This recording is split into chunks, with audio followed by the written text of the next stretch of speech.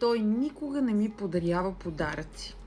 Никога не получавам каквото си пожелая. Никога не се сеща да прави някакви жестове към мен. Просто е така, без да му казвам, без нищо.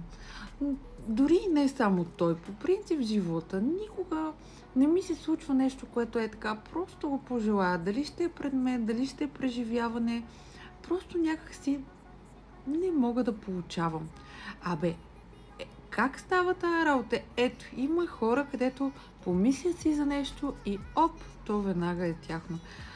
Дали ще се появи някой човек, дали нещо ще им подарят и просто така се случват нещата при тях.